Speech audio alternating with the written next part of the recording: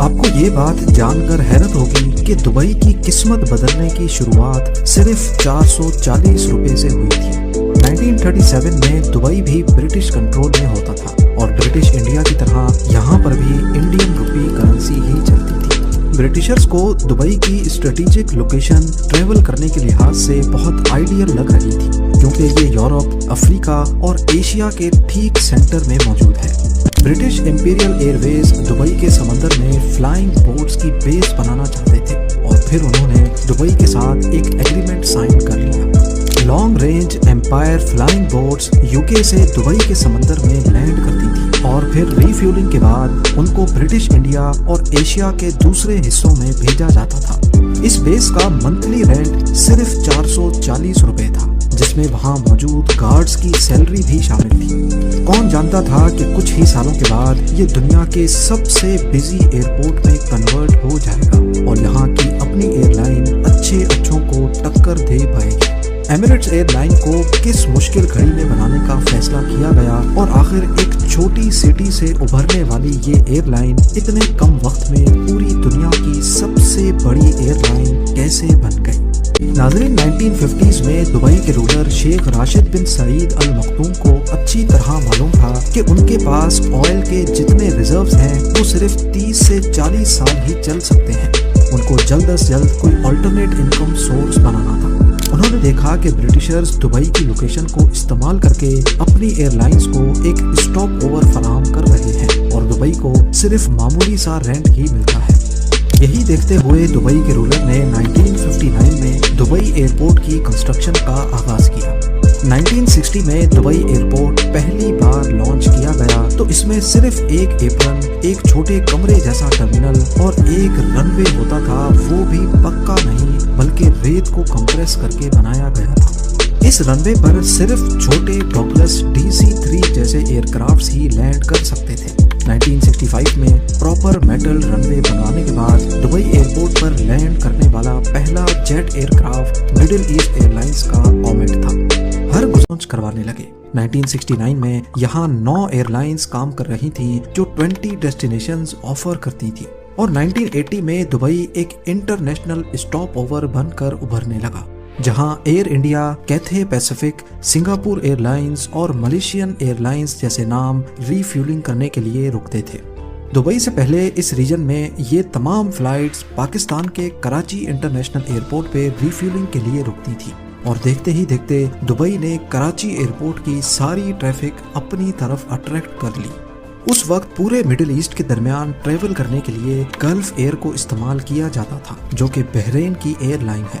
پورے middle asset کو اگر اچھی انٹرنیشنل فلائٹس لینی ہوتی تھیں تو وہ پہلے گلف ایئر کے ذریعے دبئی آتے تھے اور پھر وہاں سے اپنے انٹرنیشنل سفر کا آغاز کرتے تھے۔ 1980 میں دبئی کے شیخ محمد بن راشد ال مختوم، جو اس وقت دبئی کے ڈیفنس منسٹر تھے، ان کو گلف ایئر نے آفر دی کہ وہ صرف یہ اناؤنس کر دیں کہ گلف ایئر دبئی کی آفیشیل ایئر لائن ہے۔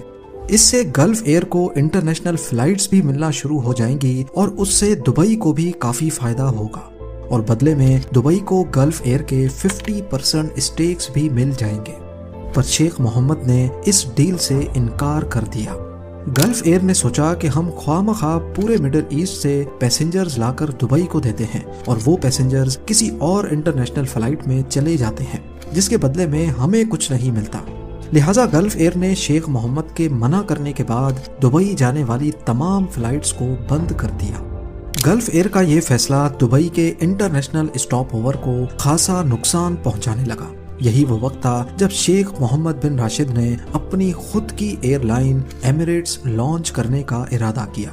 اس ارادے کو حقیقت میں بدلنے کا مطلب تھا پہلے سے اسٹیبلشڈ ایئر لائن سے ٹکر لینا، جس میں گلف ایئر جو ان کا پہلا رائیول تھا، اس کے علاوہ British Airways, Singapore Airlines, Lufthansa, Air India اور پین ایم ایئر ویز وہ بڑے بڑے نام تھے جن کے خلاف ایمریٹس کو آپریٹ کرنا تھا۔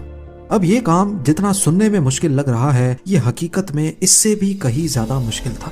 اس وقت ایک بوئنگ 737 کی پرائز $25 ملین تھی۔ اس کے علاوہ پائلٹس، کرو اور انجینئرز بھی ٹرین کرنے تھے۔ اس میں الگ سے خرچہ لگ رہا تھا، $1 خرچ کرنا پڑ رہے تھے اور اس کے بعد بھی کیا پتا ایئر لائن چلے یا نہیں۔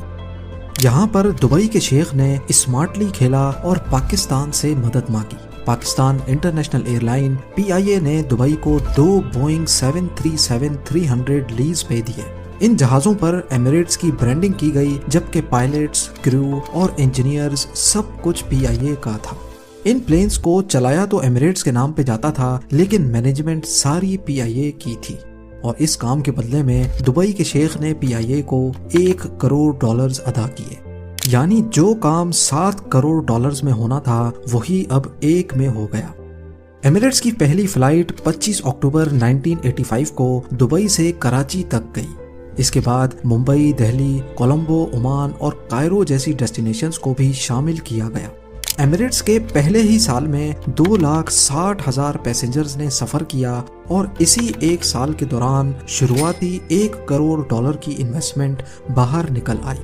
1987 میں جب ایمریٹس نے خود کے ایئر پلینز خرید لیے تو PIA کو ان کے پلینز واپس کر دیے گئے۔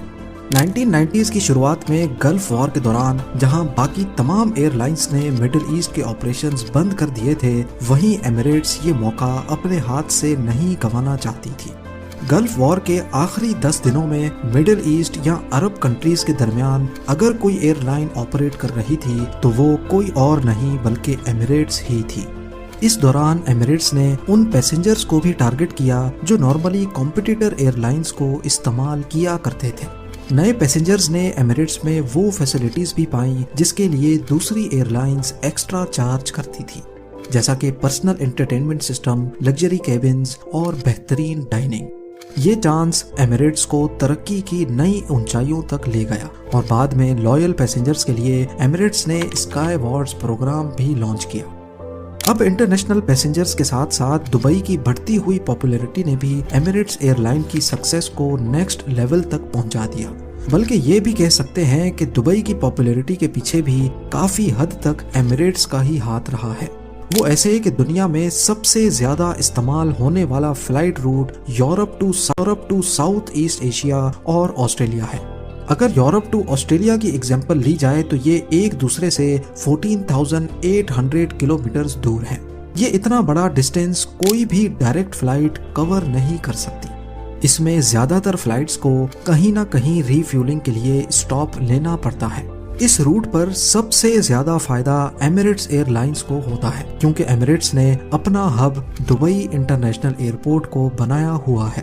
دوسری فلائٹس کو جہاں اسٹاپ اوور کرنے کے لیے ایئرپورٹس کو ایکسٹرا فی پے کرنی پڑتی ہے، وہیں ایمریٹس پیسنجرز کو دبئی میں اسٹاپ اوور دے کر نہ صرف اپنی کاسٹ بھی بچاتی ہے بلکہ پیسنجرز کو بھی کمپٹیٹیو ریٹس پہ ٹکٹ سیل کر سکتی ہے، اور اس سے دبئی میں بھی وزٹرز کا ٹریفک بڑھتا ہے، کیونکہ آفٹر آل کئی لوگ آگے جانے سے پہلے 1-2 دن دبئی میں بھی رہنا پسند کرتے ہیں۔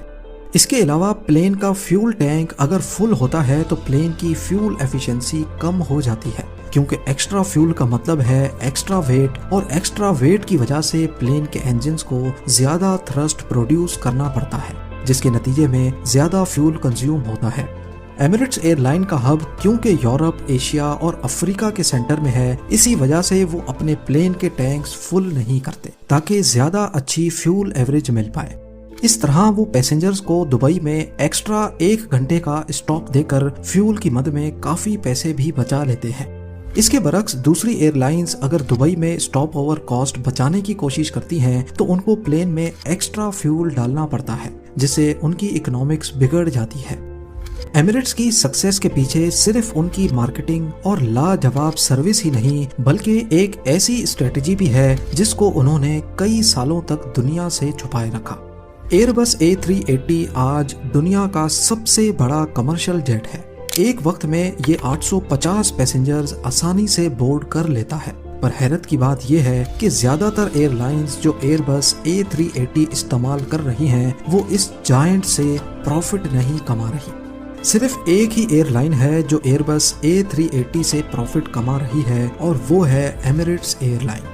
یہاں تک کہ ایسا مانا جاتا ہے کہ صرف ایمریٹس ہی اس جیٹ کو پروفیٹیبل بنا رہی ہے۔ تو آخر ایمریٹس ایسا کیا کرتی ہے جو دوسری ایئر لائنز نہیں کر پاتی؟